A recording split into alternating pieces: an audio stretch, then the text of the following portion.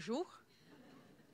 Donc, dernièrement, j'ai eu un écho de mes artères, ok? Parce que j'ai un problème de cholestérol. Est-ce que quelqu'un aimerait dire? Ben, on ne le dirait pas. Oui? Apparemment, je suis gras à l'intérieur. Donc, tu sors du médecin et tu as un papier avec les mots que tu ne comprends pas et ça fait stress. Oui? Oh, pardon, c'est devenu tout obscur. Est-ce qu'on peut faire le contraire? J'aimerais les voir. Ah, merci, vous en occupez. Donc, je suis allée sur Amélie, pour voir ce que c'était.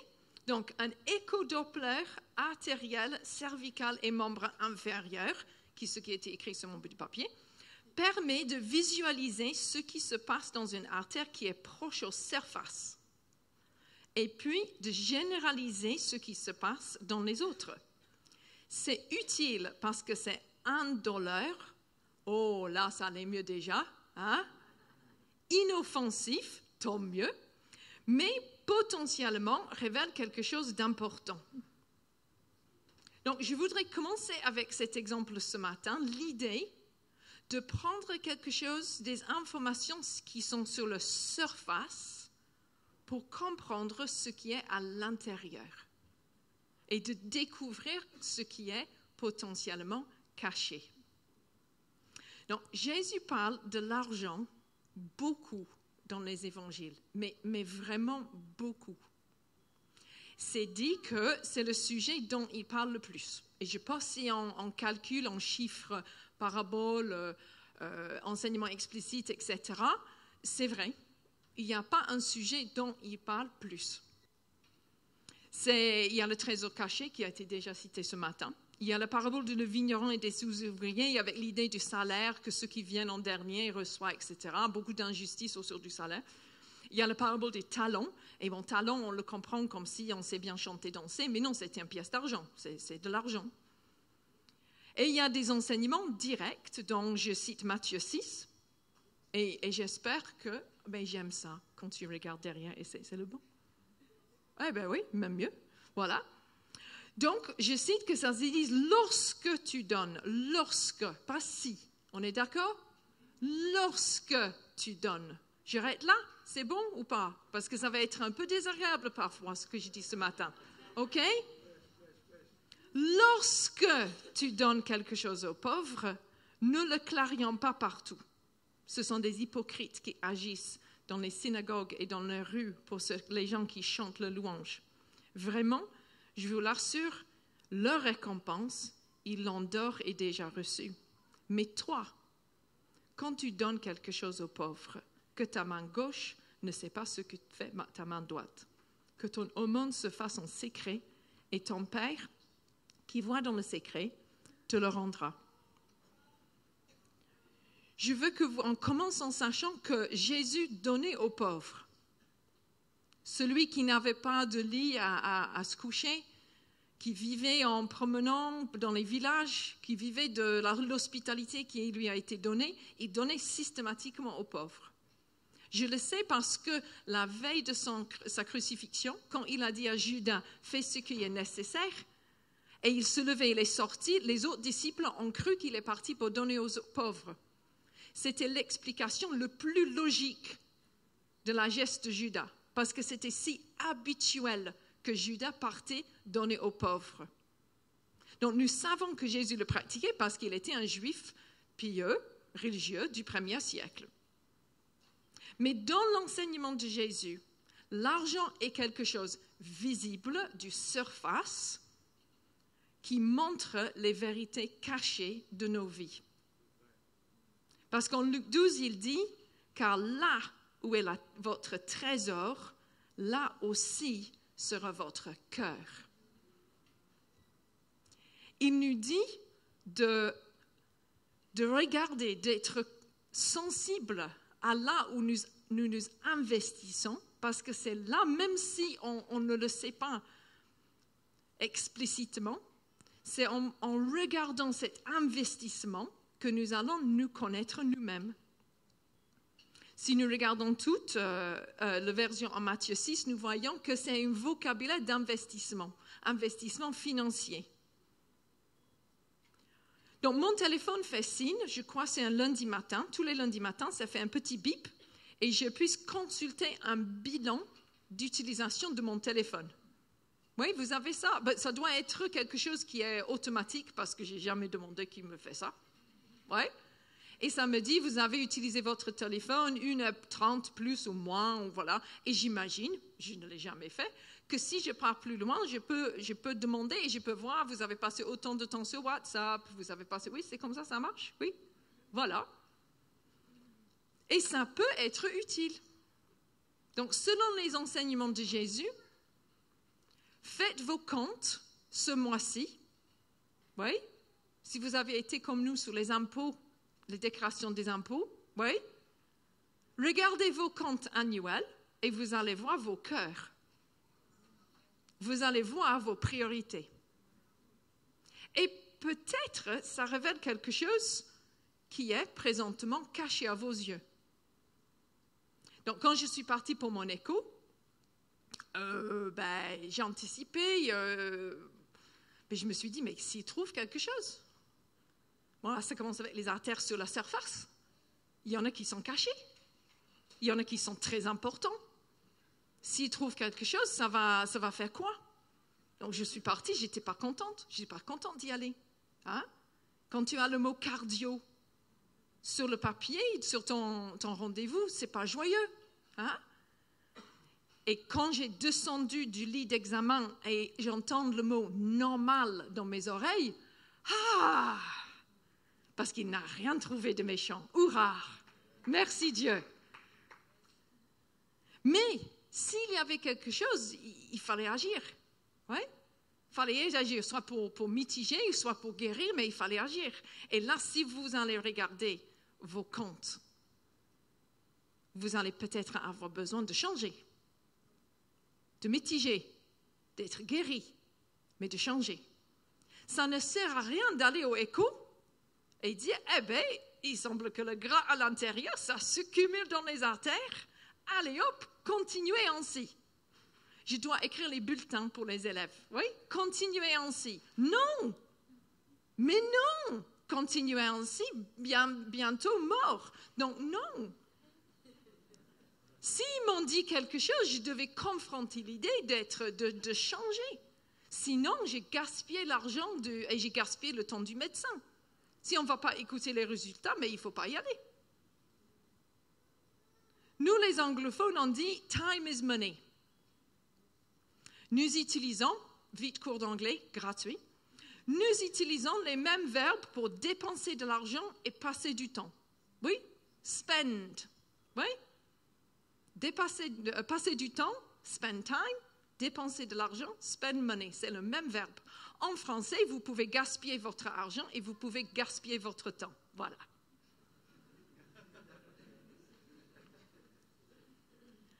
Je crois que ce lien est plus profond que simplement un petit piège linguistique pour les Français qui apprennent l'anglais et fait la bêtise de dire « ouais, I spent my time », voilà, de les confondre. Je crois que c'est plus profond que ça dans notre société. Pour certains d'entre nous, et moi je suis dans cette liste des personnes, on est payé à l'heure. Oui? Il y a un tarif. Oui, il y a un salaire par heure. Même pour ceux qui sont dans les salaires, il y a l'idée... il faut bien investir du temps pour avancer. Ce n'est pas celui qui part pile à 5 heures qui aura un poste plus important plus tard. Il faut investir du temps pour avancer dans son voie professionnelle. Ça, ce n'était pas vrai à l'époque de Jésus. La plupart des personnes avec lesquelles Jésus parlait, ils étaient des bergers, faisaient la pêche, les agriculteurs. Je pense que quelqu'un qui a essayé de faire même un jardin potager va savoir que l'investissement du temps dans les tomates ne contrôle pas la récolte. On est d'accord? Vous pouvez bien arroser vos tomates et vous n'auriez rien à la fin. Oui, parce que vous avez une peste, vous avez un problème. Il n'y avait pas ce même lien qui existe pour nous à l'époque de Jésus. Donc, Jésus, il parlait que de l'argent. Moi, j'ose dire ici que l'application, tout ce qui est dit sur l'argent dans l'enseignement de Jésus, ça peut, dans nos jours, être dit sur le temps aussi. OK? J'ai fait un petit gymnastique là. OK? Je suis dans l'extra-biblique, mais je crois que c'est justifié. Dans les États-Unis, les candidats qui créent leur CV, parfois, ils mettent une graphique circulaire qui s'appelle un camembert en français. J'ai une image juste en cas où vous trouvez ça trop technique. Voilà. Vous avez nommé un graphique après un fromage. Je dois dire ça, c'est adorable. Adorable. Je n'étais pas sûre de le mettre dans mon prêche, mais quand j'ai vu ça, j'ai dit, mais oui, félicitations, c'est un camembert. Et voilà. Donc, ils mettent sur le CV un camembert pour dire comment ils passent leur temps libre. Et oui, ça s'est fait dans les CV américains. Alors, j'imagine, ils ne mettent pas brosser mes dents, faire le linge. Hein? Oui, mais j'imagine, ils ne mettent pas non plus assis sur le canapé en train de regarder Netflix et manger des chips. Ah non, je ne peux pas m'arrêter parce que c'est tellement bon, je dois avoir mon 4e épisode pour le soir. Non. Qu'est-ce qu'ils mettent dans le camembert? Du sport, du bénévolat, artistique, créatif. Ils mettent les choses dans les camemberts pour qu'ils soient prises. Oui? Nous tous, on a parlé de ça avant de venir, on a tous trouvé ça nul. Donc, ce n'est pas du tout que je recommande ça, parce que je crois à la base, ça ne doit pas être vrai pour la plupart des personnes. Ce n'est pas une recommandation, mais ça m'a fait penser. Si nous, on faisait notre camembert, oui, qu'est-ce qu'il y aura dedans? Et quelle partie, quelle tranche, oui, quelle partie sera pour Jésus? Hein? Si on mettait nous-mêmes nos camemberts. Donc, je veux à la fois ce matin, je veux que nous acceptons que nous avons les choix. Nous faisons les choix, nous faisons les micro-choix. Tout dans la journée, toute la semaine, tous les mois, toutes les années. À comment passer notre temps, comment dépenser notre argent. Je veux à la même temps accepter qu'il y a les moments où on a une marge de négociation qui est très, très, très restreinte. OK? Et je ne veux culpabiliser personne. Là, j'adore qu'il y a un parking poussette qui s'agrandisse dans la salle. OK? Ça me fait plaisir de voir un parking poussette. J'aime que c'est beaucoup plus grand, hein? Et qu'on doit vraiment l'organiser pour qu'il y ait assez de place pour les poussettes. Je veux à la fois féliciter chaque parent ce matin qui est ici, qui a été réveillé pendant la nuit pour leur bébé. Je les félicite. Je les félicite. Merci. Je crois qu'il y avait même un guitariste qui était réveillé la nuit. Hein? Moi, je suis là à 8h30, lui, il était déjà là. OK? Mais je sais qu'il n'a pas dormi toute la nuit. Bravo. Hein? Donc, je sais qu'il y a les moments où vraiment, vraiment, vraiment, on est serré au niveau du temps. Et je sais qu'également, on peut être serré au niveau de l'argent. OK? Donc, on l'accepte. On est dans la grâce. Mais, il faut aussi être réaliste. Qu'on a une marge de choix grâce à notre position géographique dans le monde, ici en France, en Europe, mais aussi dans notre position dans l'histoire. Je viens de dire que la plupart des personnes qui écoutaient Jésus, ils étaient des paysans. Alors, un paysan doit travailler tous les jours, hein? Et il doit travailler presque toute la journée. Et nous, par rapport à ces gens-là, on a énormément de temps libre, mais énormément, énormément. Et même si individuellement, aujourd'hui, vous êtes super serrés, je peux dire globalement, nous sommes vraiment riches. Mais riches. OK? Donc, on prend ça sans culpabiliser personne et dire, aujourd'hui, nous avons les choix à faire. Nous avons une capacité de choisir. Et notre verset principal alors, c'est pris de Actes 20, 35. Je vous ai montré partout et toujours qu'il faut travailler ainsi pour aider les pauvres. Souvenons-nous de ce que Seigneur Jésus lui-même a dit. Il y a plus de bonheur à donner qu'à recevoir. Donc, juste un petit contexte, il faut lire tout le chapitre pour le comprendre, et on ne va pas le faire ce matin. Ici, c'est Paul qui parle, et il parle pour la dernière fois aux anciennes, donc aux leaders d'une église. Et ici, il savait qu'ils n'allaient jamais se revoir dans ce monde. Donc c'est un moment, mais lourd, hein? Un au revoir définitif. Je ne sais pas si vous les avez vécus. Si vous avez vécu un au revoir définitif, comme vous le saviez, vous allez toucher ça dans votre cœur maintenant. Waouh! Oui? Un au revoir définitif. Et c'est la dernière phrase de ces paroles. On peut dire que c'est important alors. Et il cite Jésus, qui est bizarre. Parce que Paul, dans un sens normal, n'a pas rencontré Jésus. Hein? Dans un sens normal. On avait des disciples, on avait des femmes qui voyageaient avec les disciples, eux tous, ils ont passé du temps avec Jésus. Ils savaient s'ils ronflaient ou pas. Hein? Ils le connaissaient. Mais Paul, non. Il a eu les interactions, mais c'est les interactions, mais super spirituelles, bizarres, parfois douloureux, mais ce n'est pas une rencontre comme ça, comme moi je vous vois aujourd'hui. Pourtant, on avait des disciples qui ont vécu ça pendant 3 ans. Et il dit, souvenons-nous de ce que le Seigneur Jésus lui-même a dit. C'est très rare que Jésus est cité hors des évangiles. C'est très, très rare. Alors, ça devait être quelque chose que Jésus a dit beaucoup de fois. Oui? C'est un des trucs que Jésus disait, tu vois? Alors, j'ai pensé pour moi, et je voulais avoir un exemple, mais magnifique. Ok? Donc, j'ai pensé, qu'est-ce que j'ai dit autant de fois à mes enfants, et un est là, qu'il va dire, ah oui, maman, elle a toujours dit ça. Et j'ai réfléchi, et j'ai trouvé, n'oublie pas ta veste. Et autour du table, je crois que c'était jeudi soir, j'ai sorti cette réflexion et j'ai demandé si ma famille pouvait m'aider à me trouver mieux. Donc, je reste avec, n'oublie pas ta veste, ok? Donc, maintenant, je vais commencer, et je n'ai pas encore dit c'était quoi, d'accord? De crier quelque chose de plus profond. OK? Le moment que j'entends que la porte de l'appartement s'ouvre, oui? Hein? Et ils vont sortir. Je vais créer, je veux quelque chose de mieux. OK? C'est un travail, soit, je ne sais pas. Voilà, non, je n'ai vraiment pas encore. Je suis un peu bloquée sur n'oublie pas ta veste. Parce que je suis anglaise. Et c'est très important de toujours avoir ta veste avec toi parce qu'il va pleuvoir.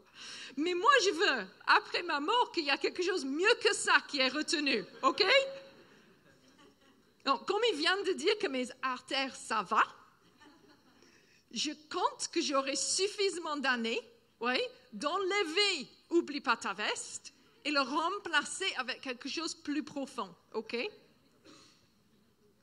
Mais ici, c'était quelque chose que Jésus disait, répétait, qui est devenu associé avec lui. C'est comme béatitude numéro 10, qui est rentrée par un autre chemin, oui?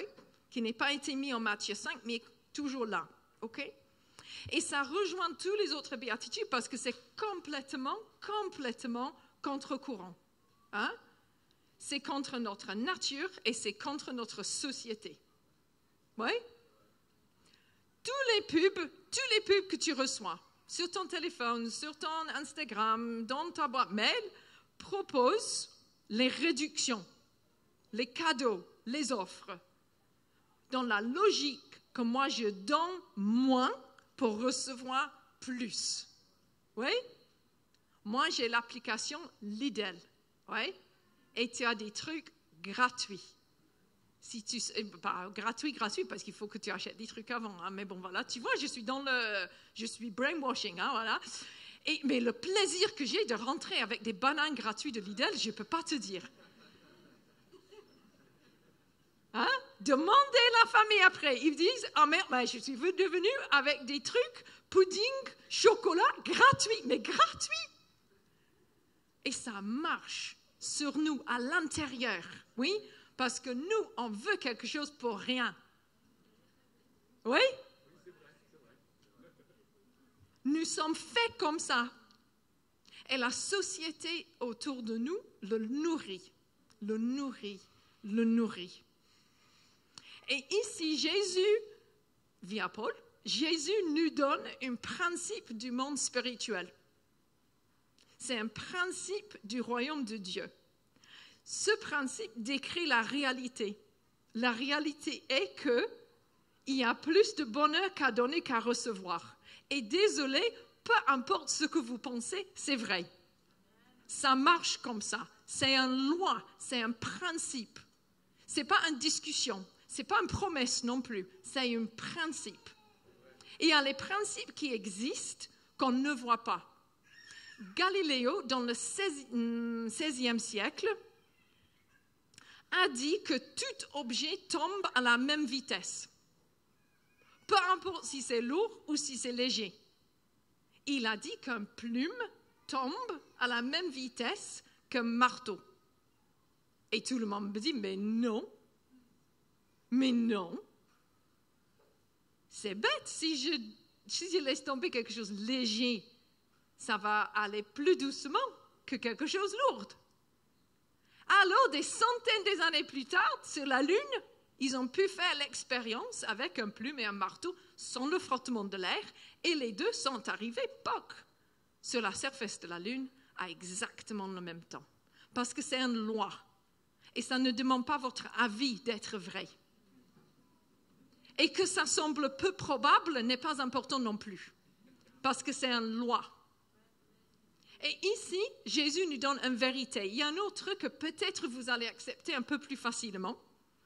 Jésus, en Jean 12, il a dit, en vérité, je vous le dis, si le grain de blé qui est tombé en terre ne meurt, il reste seul. Mais s'il meurt, il porte beaucoup de fruits. Alors, cette vérité-là, on le voit dans la création. Oui? On ne peut pas avoir printemps sans avoir hiver. C'est impossible.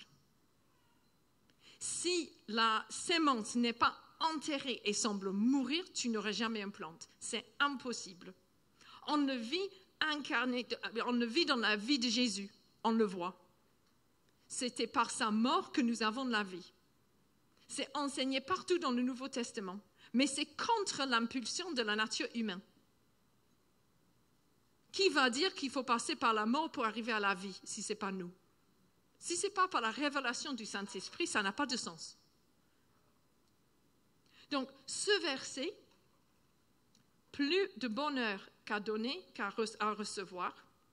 Je veux qu'on commence juste avec le mot, bon, c'est béni en anglais, plus de bonheur. Qu'est-ce que c'est ce bonheur? Qu'est-ce que c'est d'être béni dans ce sens-là? Nous le disons souvent, l'idée d'être béni, et je crois qu'on a une idée de ce que ça veut dire. Moi, j'ai interrogé David, mais vraiment interrogé, jusqu'au point de l'embêter, honnêtement, sur ce que ça veut dire en hébreu. OK? Et apparemment, on l'a introduit déjà, donc je n'ai pas besoin de sortir ces credentials comme quelqu'un qui connaît ces trucs. Apparemment, le mot en hébreu, c'est associé avec l'idée de se mettre à genoux devant un supérieur pour recevoir. C'est beau ça, hein? De se mettre à genoux pour recevoir. Dépendance, soumission, recevoir. Moi, je vais dire qu'une vie bénie est mieux que ça devrait être. Hein? Que logiquement, ça ne doit pas aller aussi bien que ça, pourtant, ça va super bien. C'est pour ça la vie bénie. C'est une vie qui n'est pas construite par nos propres forces. C'est une vie qui dépend de la grâce de Dieu. Et nous allons voir que nous ne pouvons pas assimiler cette vérité dans une vie qu'on insiste à construire par nos propres moyens. Si vous voulez avoir le contrôle de tout, vous n'allez pas comprendre cette vérité. C'est incompatible.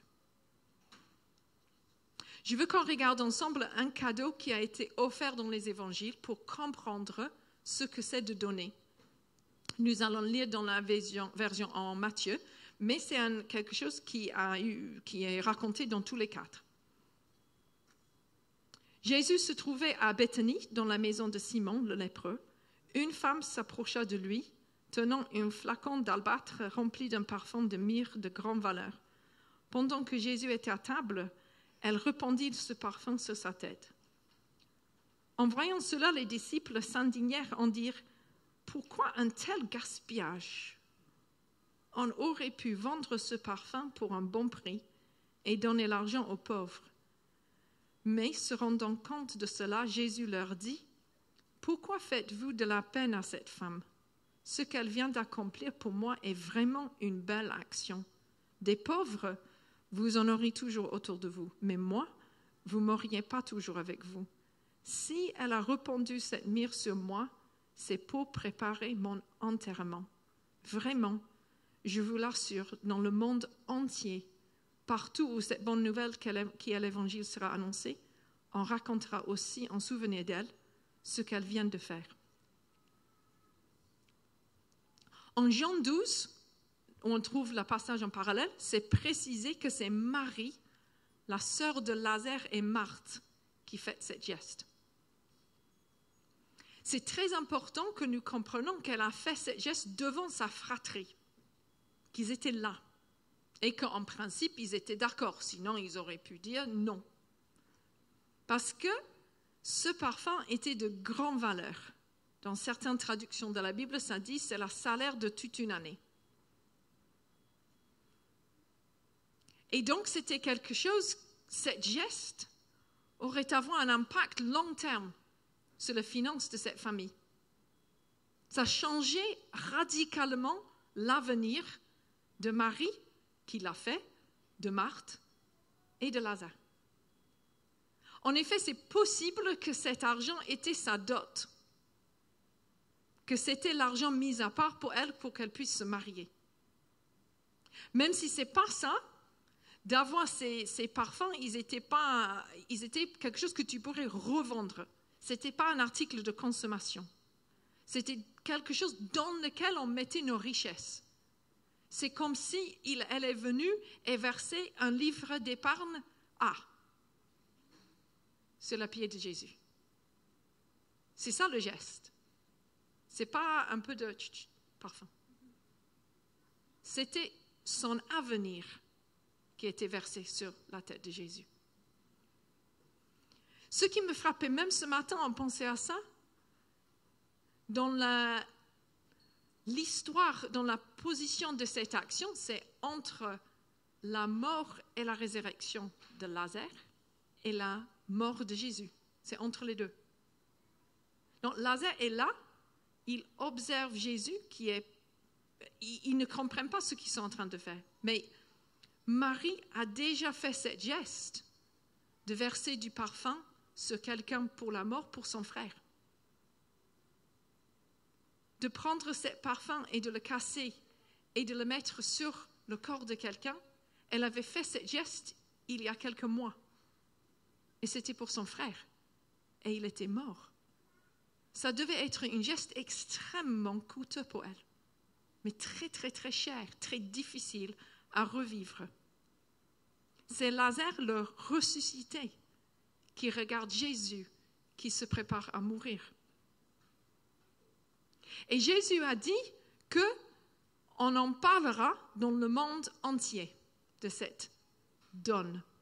Et nous voilà. Et nous voilà.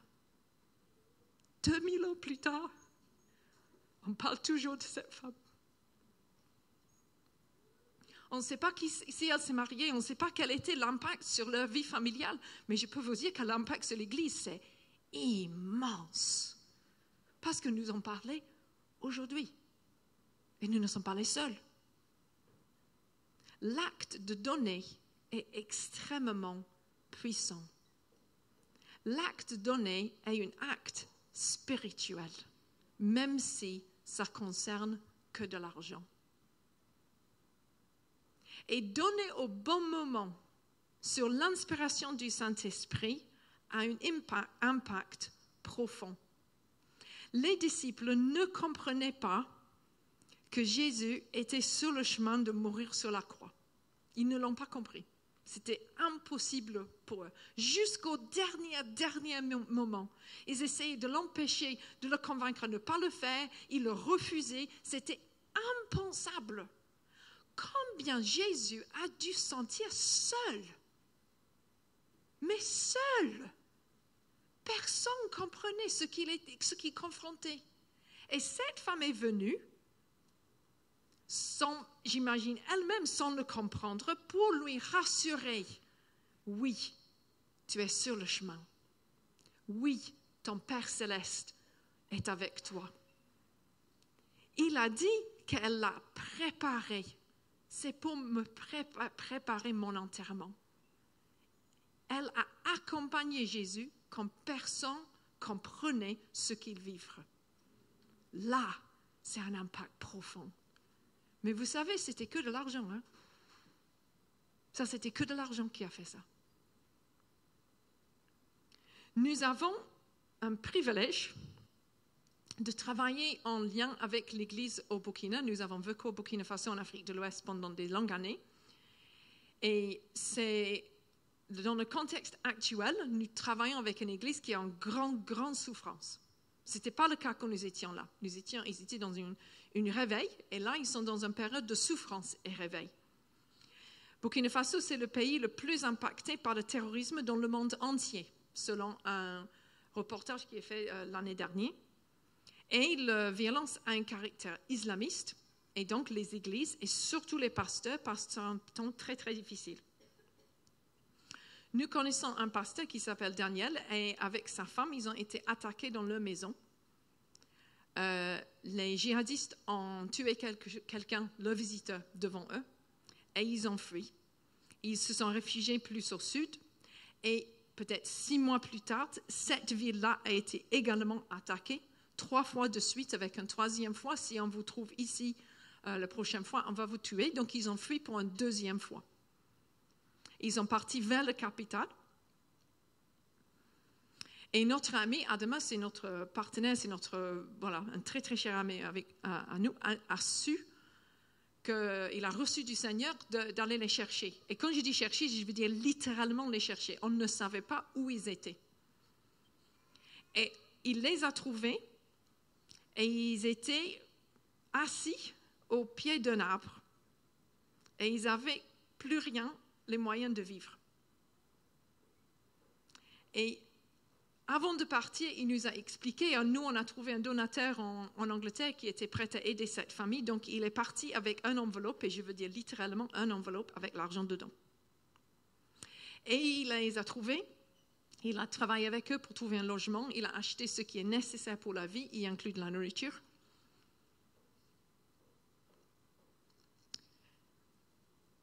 Et le pasteur Daniel voulait enregistrer un message de WhatsApp pour envoyer au donateur. Et il a essayé 3 fois. Et chaque fois qu'on essayait de l'enregistrer, il ne pouvait pas parler. Il ne pouvait rien dire du tout. Il était tellement ému. Oui, bien sûr, l'argent, c'était important. Il n'avait plus rien à manger. Mais il a dit, c'est pas ça. C'est que quelqu'un a pensé à moi. Je ne suis pas oubliée. La famille de Dieu sait que je suis là. Dieu a vu mon souffrance. L'argent est venu et ce n'est pas l'argent qui comptait. Mais oui, c'est l'argent, mais ce n'est pas l'argent qui comptait. C'était l'expression de la relation et de faire quelque chose au bon moment, inspiré par le Saint-Esprit. Et j'occupe cette place entre l'Église au Burkina persécutée et une Église plus à l'aise. Et je reçois et je traduis entre eux les messages et les remerciements. Et je peux dire que cette place, c'est le plus béni que je peux imaginer. De voir transformation, remerciement. Et ça va dans les 2 sens. J'avais une copine qui était hospitalisée, avait besoin d'une intervention cardiaque, donc je l'envoie à leurs amis au Burkina qui ont prié pour elle et qui ont envoyé une vidéo de leur prière. OK? Donc, 120 personnes en train de prier pour toi au centre d'une église persécutée, c'est fort. C'est fort. Ça a été envoyé. Elle était à l'hôpital, elle montrait ça aux infirmières. Ça témoignait. Ça témoignait. Parce que ce n'est pas l'argent, c'est la relation. L'argent, c'est la surface, mais ça révèle ce qui est caché à l'intérieur. Et je veux élargir ça alors pour dire qu'on peut donner au bon moment notre temps aussi que notre argent.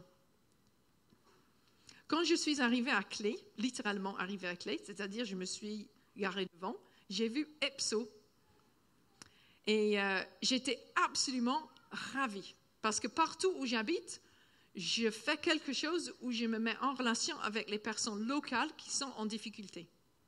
C'est un principe de ma vie, c'est quelque chose que j'ai toujours fait. Au Burkina Faso, c'était évident.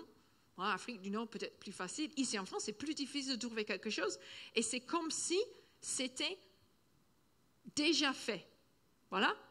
Prêt à manger. Ouais. C'était organisé pour moi. Donc, quand j'y arrive, j'ai dit, mais c'est facile à intégrer. C'est associé avec l'église. J'ai dit, mais top. C'est comme si j'avais gagné le loto. Super. C'était prêt pour moi de l'intégrer. Et c'est vrai que moi, j'ai une souplesse dans ma vie qui veut dire que je peux venir en semaine, mais ne vous inquiétez pas, vous n'êtes pas privé si vous êtes disponible que les samedis. Je regarde pour voir si Cyril a compris où j'allais avec mon truc. Hey! Parce qu'il y a même les samedis pour Epso.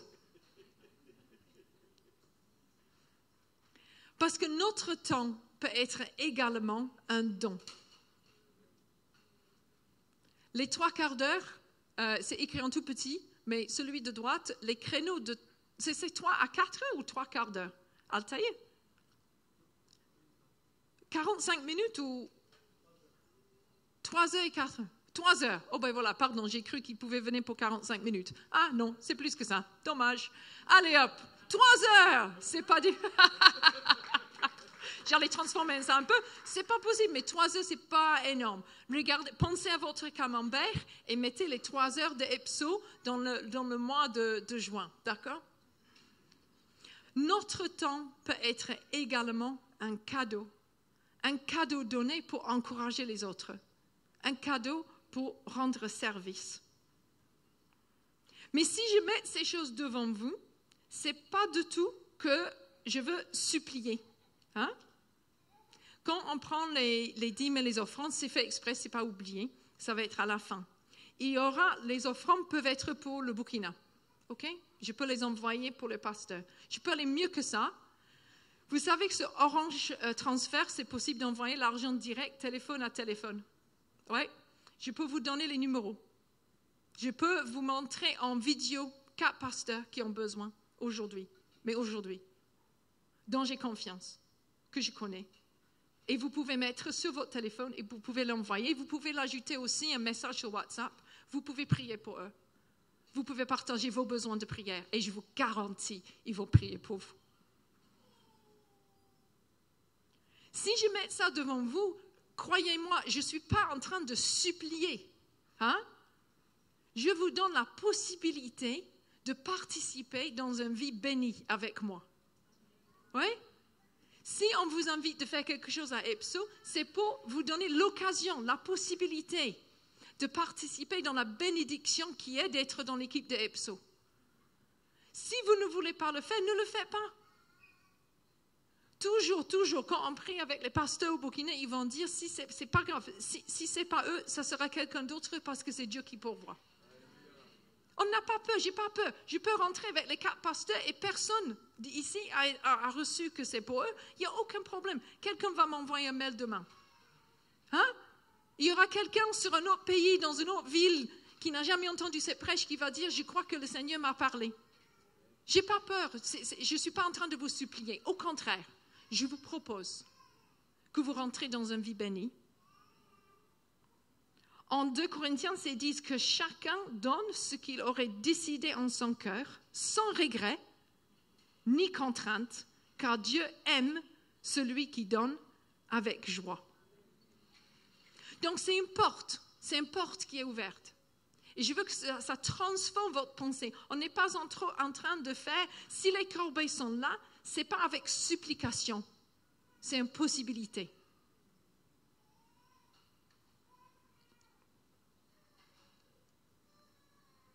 Et il y a les possibilités de donner un service qui sont tout près, qui sont faciles à intégrer, qui sont relationnellement riches. Mais là, c'est un privilège. C'est vraiment beau. Moi, je veux parler juste de Clay Kids et ados en particulier, parce qu'ils sont là, dans le hall. C'est le même trajet pour venir dimanche matin, c'est le même trajet pour partir à la fin, et vous pouvez aller servir, et ça va vous faire du bien, je vous promets. Vous allez intégrer avec des leaders de qualité, et ils ne sont pas dans la salle, donc je peux le dire, oui, et bien voilà. Donc, avec Rebecca et avec Franck et avec Aika, mais vous allez vous régaler. C'est des gens de qualité qui vont vous transmettre quelque chose. C'est un chemin, c'est une porte envers la bénédiction. Moi, j'aimerais entendre en septembre à la rentrée qu'il y a une liste d'attente pour être dans le groupe Kids. Hein? Que vous postulez. Oui, et vous allez dire, ah, vous savez, je suis prise pour Kids. Elle m'a dit, mais vraiment? Oh, quelle joie!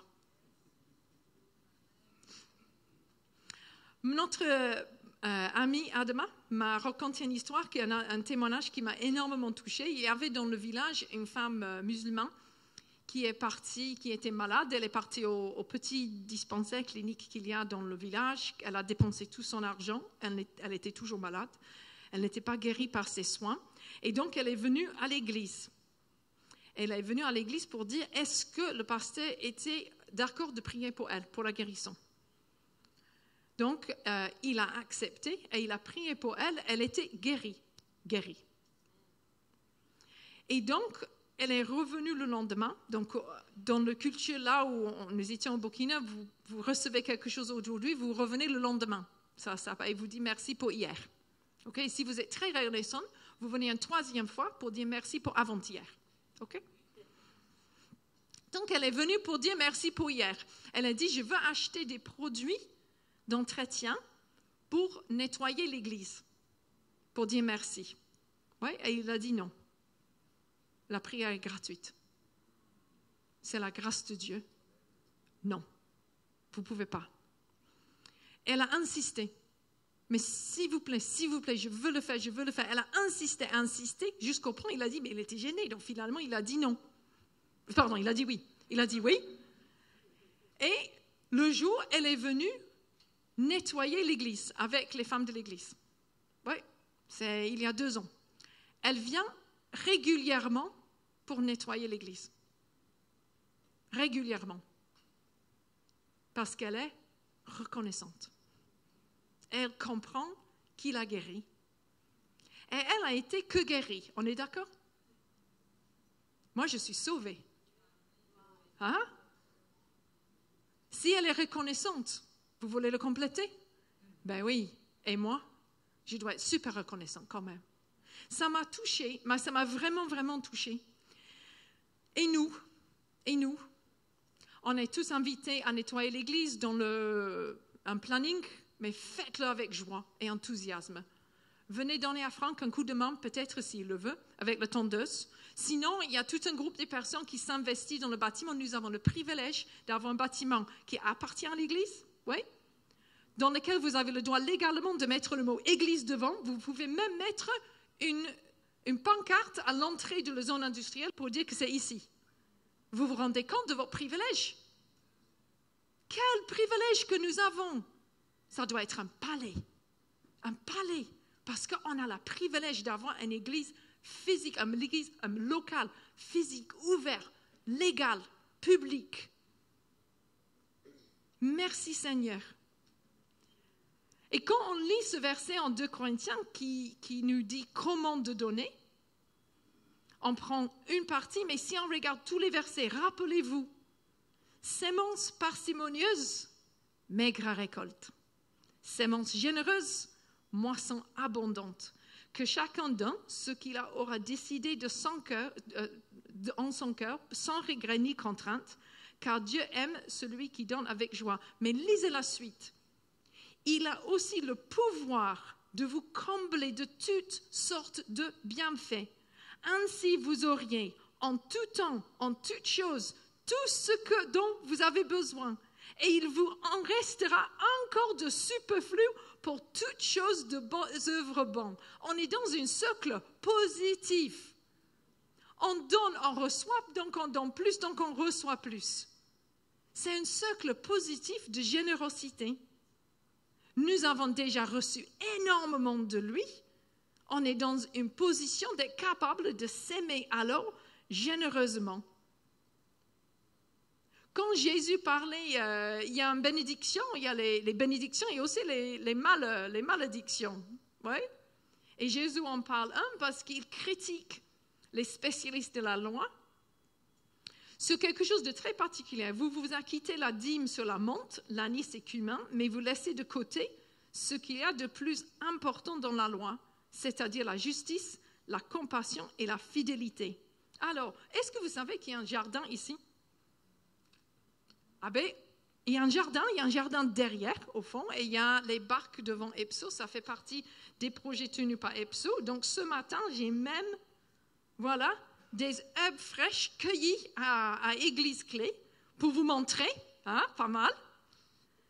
Alors, ils prenaient ces herbes, oui, menthe, là, c'est pas la menthe, hein, menthe, anis et cumin, oui, et ils ont levé 10%. 10% de ça. Oui? Mais c'est ridicule. On est d'accord? Donc les pharisiens s'occupaient de couper leurs herbes et puis de couper tic, tic, tic, tic, tic, un petit 10% et de le mettre à part. Et ce qui était pour Jésus pas frustrant, c'est pas simplement que c'est radin, mais aussi qu'il passait le temps à faire ça. Il passait le temps à régler 10% des herbes cueillies, mais il négligeait le regard vers l'autre. Il négligeait tout ce qui était justice et compassion. En justice et compassion a du sens simplement si on regarde les relations humaines autour de nous. Oui? C'est forcément relationnel. Et négligé par la soin d'être pieux et correct et absolument à règle devant Dieu, dans les trucs mini et pas importants, il négligeait d'avoir les relations horizontales qui étaient juste pleines de compassion et pleines de fidélité. Et là, je veux aussi vous mettre en défi. On a beaucoup d'énergie, je trouve, dans cette direction-là, quand on est ensemble. Oui? On a beaucoup d'énergie. Mais cette énergie-là est une partie. Et bien sûr, il ne faut pas le négliger. Mais c'est bien une partie de qui nous sommes dans le royaume de Dieu. L'autre partie, c'est dans cette direction-là. Et vous allez trouver, on a déjà eu référence au pastoral ce matin. J'ai déjà parlé mini de EPSO, mais il y en a bien plus en porte ouverte. Il y en a ici qui peuvent vous parler de Red Frogs. Là, c'est le service pur, qui donne et qui ne demande rien. Qui donne et qui ne demande rien. Il y a chez Théo, dans la même dynamique, ça me challenge parfois d'aller à EPSO parce que ce n'est pas forcément chaque retour qui est positif. EPSO est géré dans toute la bienveillance, mais tu peux avoir les gens qui sont vexés, tu peux avoir les gens qui sont énervés. Oui? Moi, j'ai fait l'accueil, et si on est en retard, ils n'hésitent pas à me le dire. Oui? Ils font des remarques qui sont parfois pas raisonnables. OK? Alors là, ça travaille à l'intérieur. C'est un bon moment, hein? Le nombre de fois que je suis rentrée à midi en train de dire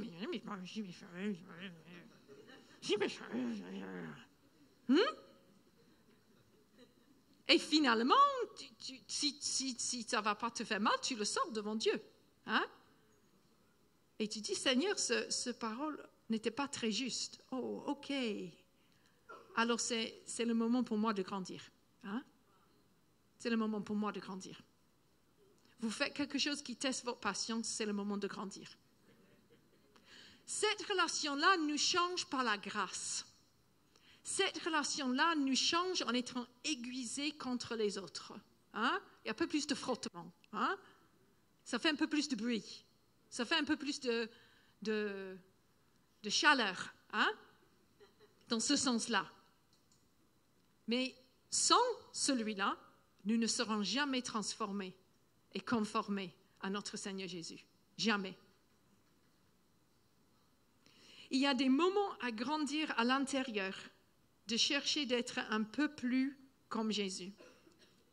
Vous pouvez aider le ministère en prison, ils ont besoin de l'argent pour les Bibles. Moi, je trouve, désolé, je vais juste me permettre. Je peux me permettre? Oui? Moi, je ne veux pas, il y a un ministère qui n'a pas assez de Bibles. Mais sérieux, en quoi? On est qui? Il y a un ministère qui manque les Bibles? Oh, ok, voilà, désolé, je dis juste le dire, parce que là, ça me fait peine. Est-ce qu'il y a quelqu'un qui veut une Bible en prison qui ne l'a pas parce qu'il n'a pas assez d'argent, Olivier? Non, prions entre nous, ok? Il y a une solution à ce problème. Je suis absolument persuadée qu'il y a une solution et c'est dans cette salle pour ce problème-là. On peut littéralement donner la parole de Dieu à quelqu'un avec Françoise et les Gideons. Vous pouvez venir en toute simplicité ici un mardi et prier pour votre ville. Vous pouvez demander Jésus de vous diriger avec précision et donner au travail, au sein de ta famille, à vos voisins, dans une manière qui est puissante. La générosité relationnelle, vous pouvez être celui qui remarque la personne qui est un peu écartée, la personne qui ne va pas bien. Vous pouvez être généreux dans vos messages, ne pas simplement envoyer aux amis, mais envoyer à ceux qui ne sont pas encore vos amis. Vous pouvez être celui qui constate le nouveau parmi nous et les invite à manger chez vous. Ça, c'est la générosité. Ça, c'est de donner, pas simplement de notre argent. Ça commence avec ça, mais c'est la surface. C'est de donner de qui vous êtes à l'intérieur. C'est ça qui compte. Si mes artères à la surface étaient bons, je sais que ceux qui sont bons à l'intérieur, merci Dieu. Vous réglez d'abord vos situations d'argent, on mettrait les corbeilles. Oui, c'est important. On ne va pas dire que ce n'est pas important. Mais il y a beaucoup plus de ça. Ça vous donne un bilan, mais un bilan qui vous demande d'aller plus loin dans les choses qui sont également cachées. Il y a un festin de générosité préparé en avance. C'est dit en Éphèse 2, Dieu nous a créés pour une vie riche en œuvres bonnes, qu'il a préparées à l'avance afin que nous les accomplissions. Un festin vous est proposé et nous sommes créés pour ça. Ne manquez pas votre part. Ne manquez pas. Amen. Que Dieu nous aide à vivre selon sa parole.